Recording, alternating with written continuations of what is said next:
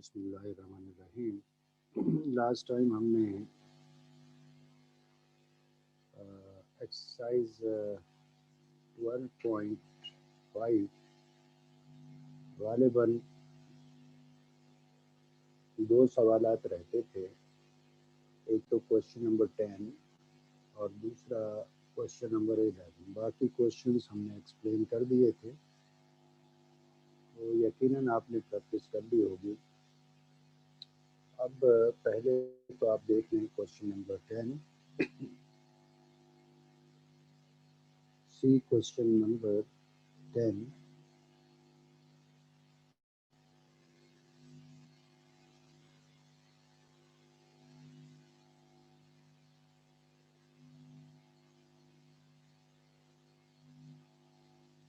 Question number 10, if A is equal to B is equal to C, it is given।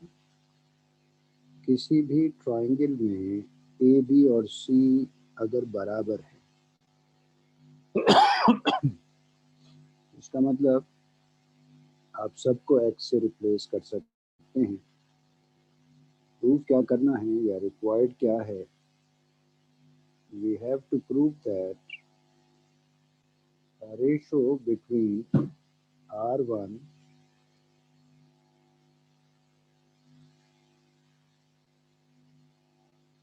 capital R and small r is equal to 3:2:1।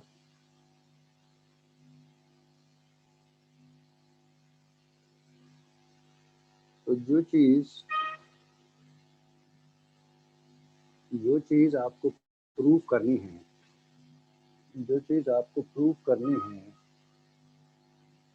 उसके लिए R1 R और small r मालूम होना चाहिए। R1 capital R और small r के लिए delta मालूम होना चाहिए। डेल्टा के लिए आपको S मालूम होना चाहिए। तो पहले तो आप S फाइंड करें। You know that S is equal to A plus B plus C divided by 2. A is equal to X, B is equal to X, C is equal to X divided by 2. It is equal to 3x divided by 2.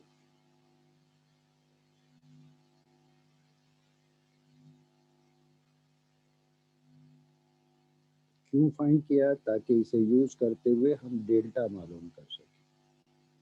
You know that delta is equal to square root of S into S minus A into S minus B into S minus C। S आपको मालूम है, it is equal to 3x upon 2, 3x upon 2 minus A is equal to X, 3x upon 2 minus B is equal to X, 3x upon 2 minus C is equal to X। ये हो गया square root of 3x upon 2 multiplied by 3x minus 2x divided by 2 by taking LCM। यहाँ पे भी 3x minus 2x whole divided by 2 by taking LCM, और यहाँ पे भी 3x minus 2x whole divided by 2। 3x minus 2x, it is equal to x upon 2। तो 3x upon 2 as it is, ये हो गया x upon 2, ये भी x upon 2 और ये भी x upon 2। फर्दर सिंप्लीफाई करें तो it becomes square root of 3x raise to the power 4 upon 16। तो इसका मतलब डेल्टा हो गया स्क्वायर रूट 3, रूट से बाहर नहीं निकल सकता, x पावर 4 रूट से बाहर निकल आया, 16 भी रूट से बाहर निकल के 4। ये हो गया भाई डेल्टा। अब डेल्टा क्यों फाइंड किया है? क्योंकि R1 फाइंड करना हो या कैपिटल आर या स्मॉल आर, इन सब में डेल्टा इस्तेमाल होता है, इसलिए आपको डेल्टा की ज़रूरत थी, डेल्टा फाइंड कर लिया। अब ये अननोन फाइंड करें। R1 is equal to delta divided by S minus A. Delta is equal to square root 3 x square upon 4 divided by S minus A, यानी 3x upon 2 minus x। ये हो जाएगा √3 x square upon 4 divided by 3x minus 2x divided by 2 by taking LCM। ये हो गया अब √3 x square upon 4 divided by x upon 2।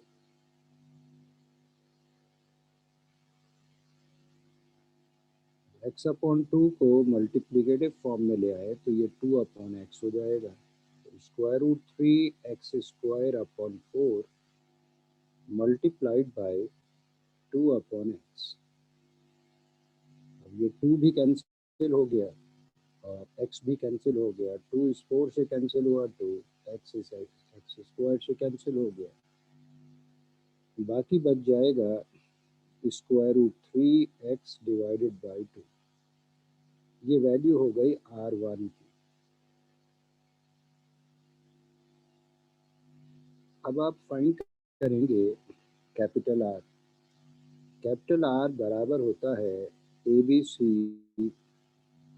Divided by 4 delta. A is equal to x, B is equal to x, C is equal to x divided by 4 into delta is equal to square root 3x square upon 4। तो 4 cancel हो गया, x square x into x के साथ cancel हो गया। बाकी बच जाएगा x divided by square root 3। ये वैल्यू हो गई कैपिटल R। इसके अलावा आपको ज़रूरत है स्मॉल r की, तो स्मॉल r फाइंड करें। Small r is equal to delta by s।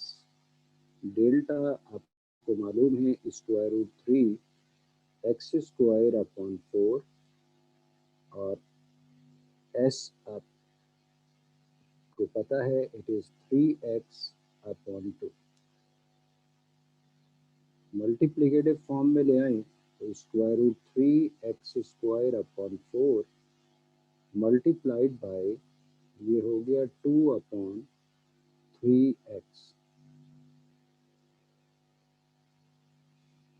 ये x तो कैंसिल हो गया, इस स्क्वायर से 2 कैंसिल हो गया, 4 से ये लेफ्ट 2। बाकी क्या बच जाएगा? बाकी बच जाएगा भाई square root 3x divided by 3 into 2 it is equal to 6। ये हो गया स्मॉल r। स्मॉल r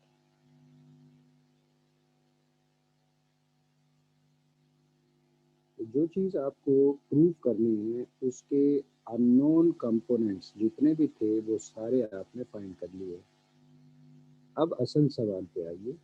असल सवाल क्या है? We have to prove that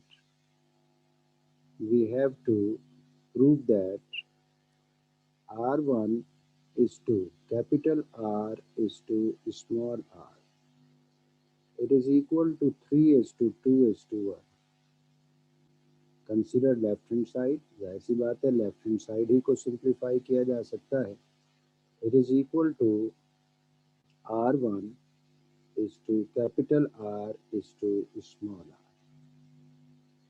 r। R1 की वैल्यू है √3 x डिवाइडेड बाई 2, आपने फाइंड कर ली। कैपिटल R है x अपॉन √3, ये भी आपने फाइंड कर लिया। स्मॉल r है √3x डिवाइडेड बाई 6। अब इसे गौर से देखें, आपने लास्ट कंपोनेंट की जगह 1 लाना है। लास्ट कंपोनेंट की जगह 1 लाने का मतलब सब कुछ कैंसिल हो जाना चाहिए। तो सब कुछ कैंसिल हो जाना चाहिए, इसका मतलब आप 6 को भी कैंसिल करें, √3x को भी कैंसिल करें। तो हम इसी को देख के तब्दीली करेंगे। √3x upon 2 is to x upon √3 is to √3x divided by 6। Last component 1 होना चाहिए। तो 1 लाने के लिए मैंने कहा कि सब कुछ कैंसिल हो। तो सब कुछ कैंसिल कैसे हो सकता है भाई? 6 डिवाइड हो रहा है, इसका मतलब 6 से मल्टीप्लाई कर दें। बैलेंस करने के लिए रेशो के तमाम कंपोनेंट्स को 6 से मल्टीप्लाई कर दें। √3x मल्टीप्लाई हो रहा है, कैंसिल करने के लिए √3x से डिवाइड कर दें। बैलेंस करने के लिए हर एक कंपोनेंट को √3x से डिवाइड कर दें। इसका मतलब हमने रेशो के तमाम कंपोनेंट्स को 6 से मल्टीप्लाई किया और √3x से डिवाइड कर दिया। क्योंकि एक ही काम तमाम कंपोनेंट्स में किया है, लिहाजा ये बैलेंस हो गया। अब लास्ट फैक्टर, इसको तो देख के ही हमने तब्दीली की, सब कुछ कैंसिल हो गया, यहाँ तो 1 आ गया। बाकियों को आप देख लें, x इस x से कैंसिल हो गया, √3 इंटू √3 इज 3 कैंसिल हुआ, 2 आ गया। √3 कैंसिल, x भी कैंसिल, ये 2 कैंसिल हुआ 6 से, बाकी आ गया 3। इसका मतलब ये प्रूफ हो गया कि it is equal to 3 is to 2 is to 1, and it is the required right hand side, because left hand side is equal to right hand side, so this relation is verified. चंद अच्छे सवालात में से ये question है, तो इसे ज़ाहिर मत कर दीजिएगा। प्रैक्टिस नहीं करेंगे तो ज़ाहिर ही हो जाएगा। Now see question number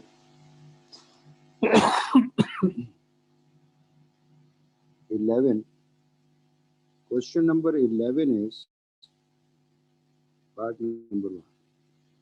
Prove that 1 upon a into b plus 1 upon b into c plus 1 upon c into a is equal to 1 divided by 2 into small r into capital R.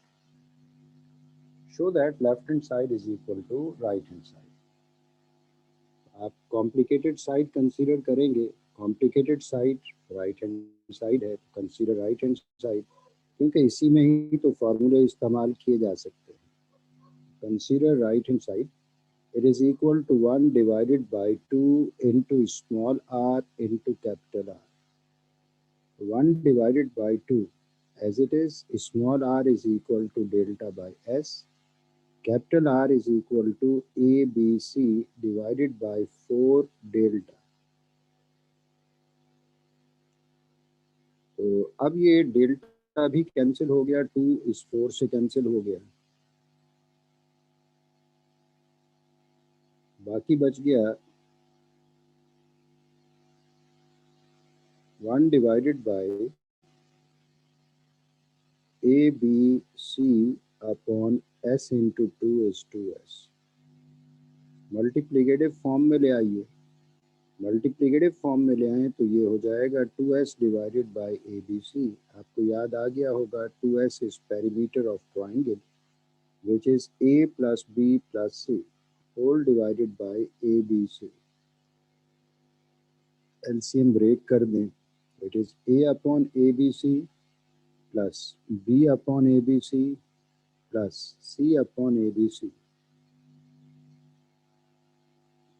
अब यहाँ A cancel हो गया, यहाँ B cancel हो गया और यहाँ C cancel हो गया, बाकी बच गया 1 upon B into C plus 1 upon A into C plus 1 upon A into B। Arrange कर लें, 1 upon A into B plus 1 upon B into C plus 1 upon A into C या C into A, एक ही बात है, and it is the required left hand side. आपने right hand side consider की थी, result left hand side के बराबर है, because left hand side is equal to right hand side, so this identity is verified. Now see part number 2. Part number 2,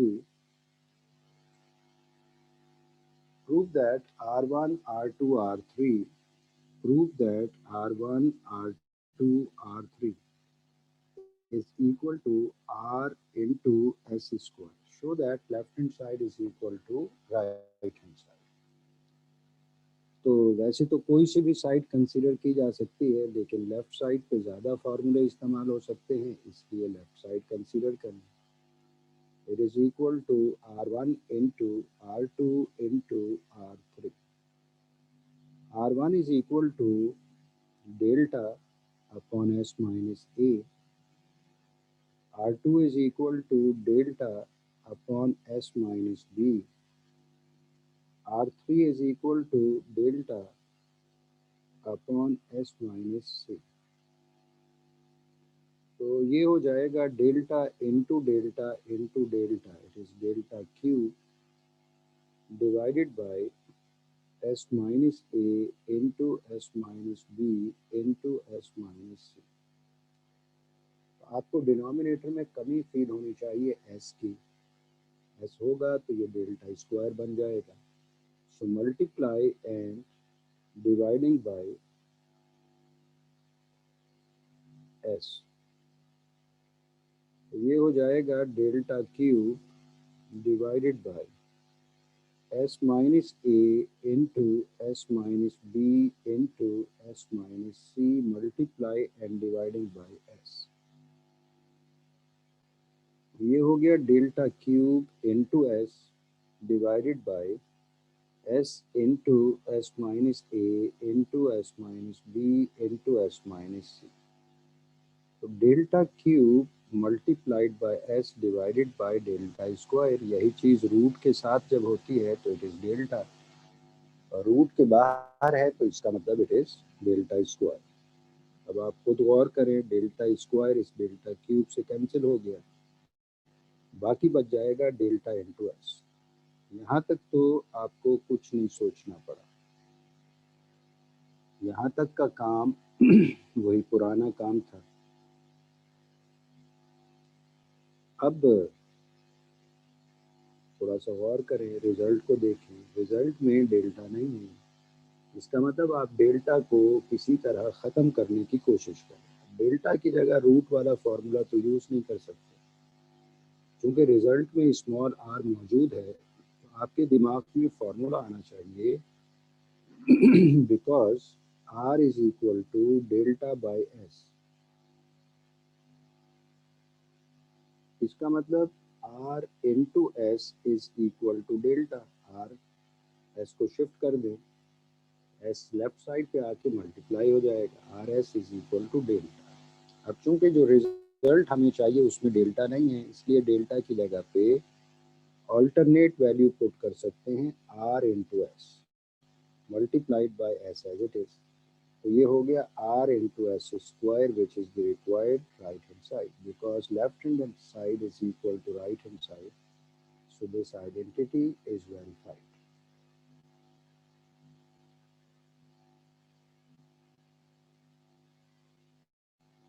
Now see part number 3.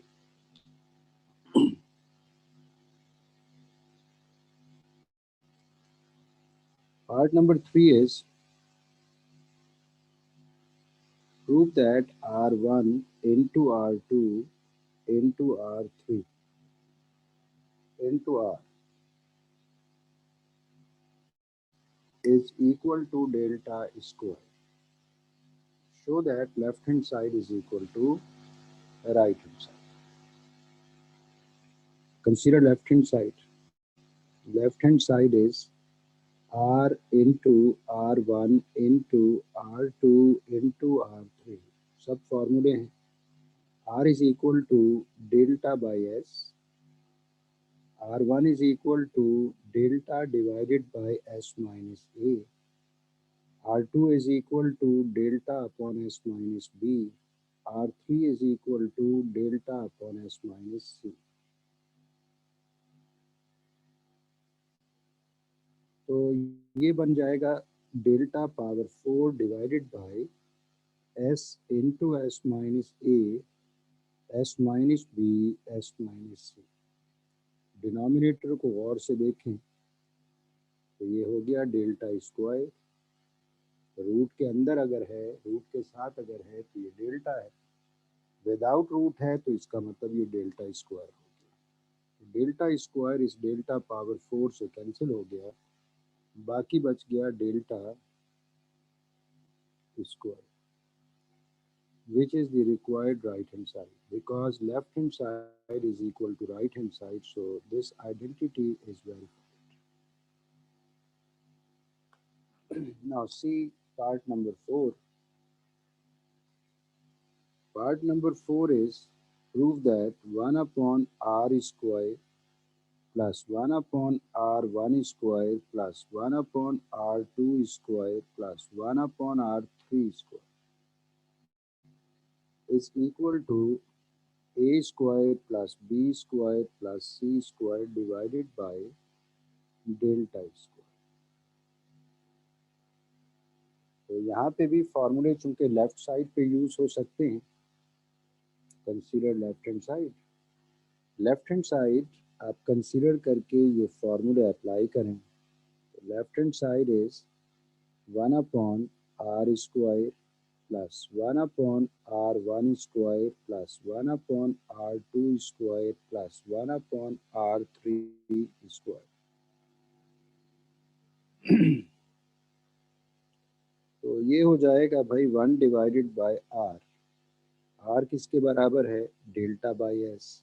क्योंकि R square है तो delta by S whole square plus 1 divided by R one square, इसका मतलब delta upon S minus A whole square plus R two square 1 upon R two square, तो it is delta upon S minus B whole square plus 1 upon r3 square. r3 is delta upon s minus c whole square as it is. अब ये क्या बन जाएगा? Multiplicative form में ले आए तो s अपॉन डेल्टा, क्योंकि होल स्क्वायर है दोनों पे स्क्वायर लगा दें, s minus A whole square divided by delta square, s minus B whole square divided by delta square, s minus c whole square divided by delta square। अब या तो delta square LCM ले लें या सब में से आप कॉमन ले लें। 1 अपॉन डेल्टा स्क्वायर डिनोमिनेटर में था, 1 अपॉन डेल्टा स्क्वायर कॉमन लें, तो बाकी बच गया S square plus S minus A whole square plus S minus B whole square plus S minus C whole square. A minus B whole square इस्तेमाल करके आप इन तीनों फैक्टर्स को सिंप्लीफाई कर सकते हैं। 1 upon delta square as it is, 1 upon delta square as it is, S square as it is, S minus A whole square, it is equal to s square minus 2as plus a square, s minus b whole square, it is s square minus 2bs plus b square, s minus c whole square, it is s square minus 2cs plus c square। ये आपने s minus A whole square को expand किया, s minus B whole square, और ये s minus C whole square को expand किया। अब arrange कर लें। 1 upon delta square multiplied by S square, अगर गौर करें तो 4 दफ़ा नज़र आ रहा होगा, तो 4s square minus 2as minus 2bs minus 2cs plus a square plus b square plus c square. इन तीनों टर्म्स में से आप -2s कॉमन ले सकते हैं। 1 upon delta square as it is, 1 upon delta square as it is, 4s square minus 2s can be taken common, you left a plus b plus c plus a square plus b square plus c square. अब a plus b plus c याद आ गया होगा आपको, it is 2s, perimeter of triangle, 1 upon delta square multiplied by 4s square minus 2s into 2s plus a square plus b square plus c square. 2s into 2s is 4s square. इसका मतलब ये हो गया 1 upon delta square multiplied bye 4s square minus 4s square plus a square plus b square plus c square. तो -4s square plus 4s square, इसका काम तमाम हो गया। बाकी क्या बच गया, 1 upon delta square multiplied by A square plus B square plus C square. आप इसे अरेंज कर सकते हैं, A square plus B square plus C square divided by delta square. अगर आप और करें तो यही राइट हैंड साइड है, because left hand side is equal to right hand side, so this relation is verified.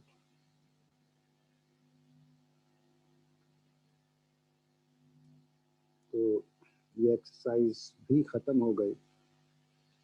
आपको हमने पहले एक्सरसाइज 12.1 कराई थी, फिर 12.3 कराई थी, 4 कराई, 5 कराई, अब 12.2 रह गई। उसके लिए फॉर्मूले, तो फॉर्मूले कुछ नए फॉर्मूले ये याद होंगे तो एक्सरसाइज हो सकती है।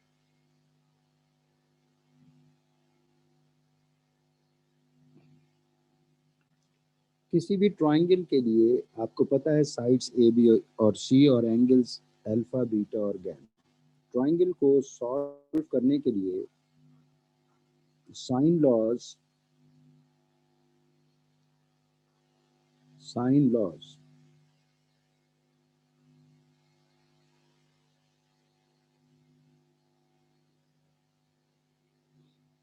तीन है।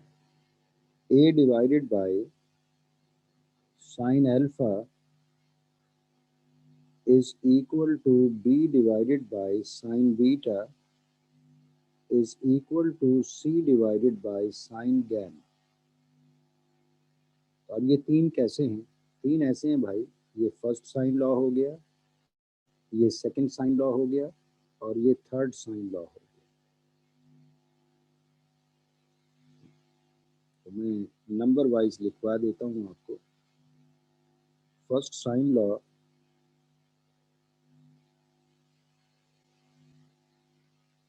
a divided by sin alpha is equal to b divided by sin beta। Second sine law is b divided by sin beta is equal to c divided by sin gamma। And third sine law is a upon sin alpha is equal to c upon sin gamma। अब सोचें कि triangle में अगर आपको a और b given है, साथ में अल्फा गिवन है, मैं आपसे कहता हूं कि आप सॉल्व करें ट्राइंगल को, तो सबसे पहले आपके दिमाग में फर्स्ट साइन लॉ आएगा, क्योंकि a के साथ अल्फा दे रखा है, b गिवन है, इसका मतलब आप बीटा फाइंड कर सकते हैं by using a upon sine alpha is equal to b upon sine beta.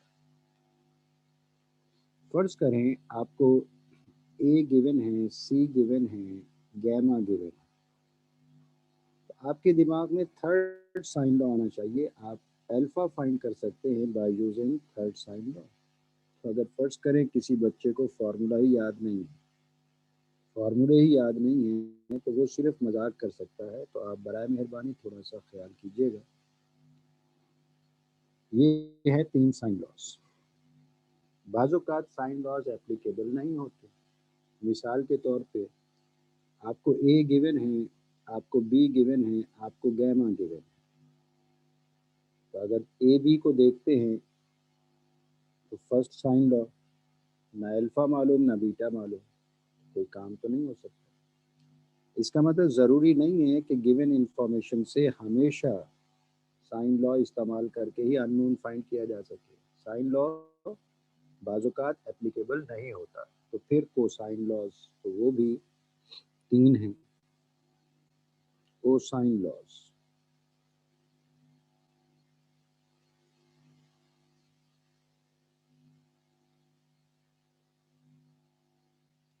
First cosine law is a square is equal to b square plus c square minus 2b into c cos of alpha.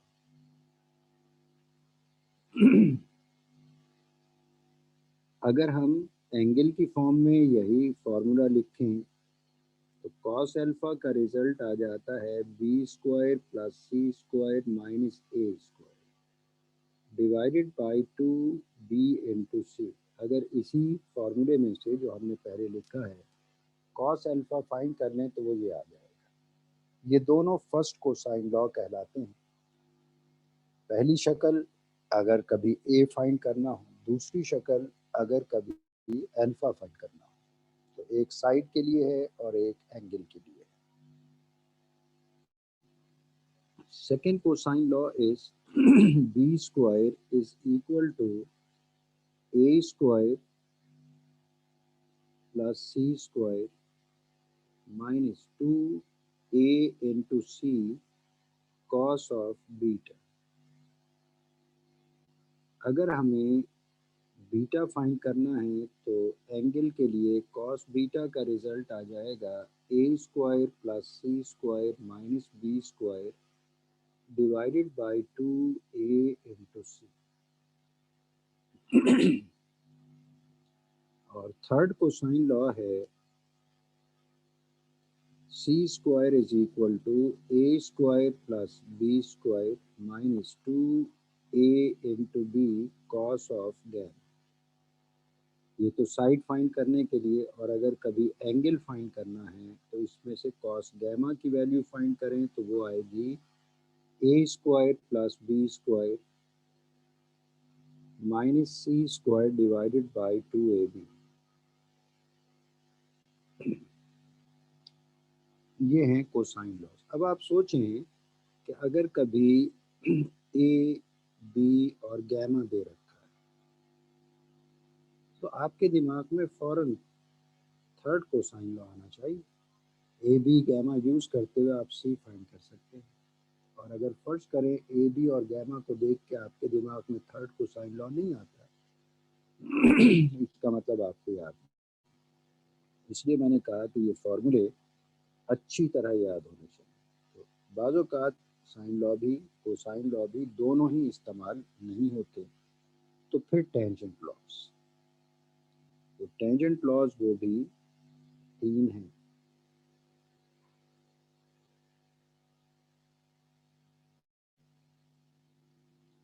तो first tangent law, it is tangent of alpha plus beta upon 2 divided by tangent alpha minus beta upon 2 is equal to a plus b upon a minus b. Second tangent law, tangent of beta plus gamma upon 2 divided by tangent beta minus gamma upon 2 is equal to b plus c divided by b minus c. And third tangent law, it is tangent of gamma plus alpha upon 2 whole divided by tangent of gamma minus alpha upon 2. It is equal to C plus A divided by C minus A. आपकी top priority पे sign loss होने चाहिए। अगर sign loss applicable ना हो तो cosine loss, अगर वो भी एप्लीकेबल ना हो तो फिर टेंजेंट लॉस। आपको ये फार्मूले कल तक अच्छी तरह याद होंगे तो इनका एप्लीकेशन आप सीख सकेंगे, वरना इसका एप्लीकेशन नहीं सीखा जा सकता, पॉसिबल ही नहीं है। तो कल की क्लास में ख़ास तौर पे एक तो ये फार्मूले अच्छी तरह रिवाइज करके बैठिएगा, और दूसरा कैलकुलेटर आपके सामने होना चाहिए, और एक रफ कॉपी भी आपके सामने होनी चाहिए। आपको कैलकुलेशन करने के लिए मैं कुछ चीज़ें दूंगा।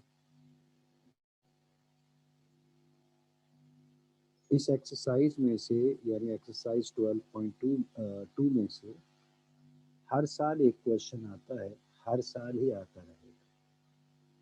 ऐसा कभी भी नहीं हुआ कि इस एक्सरसाइज में से कभी कोई क्वेश्चन ना पूछा गया। शॉर्ट क्वेश्चन भी आ जाता है, लॉन्ग क्वेश्चन में भी आ जाता है। आप थोड़ा सा तैयारी कीजिएगा। फार्मूले याद नहीं होंगे, फार्मूलों का एप्लीकेशन नहीं सीख सकते। Okay, thank you very much.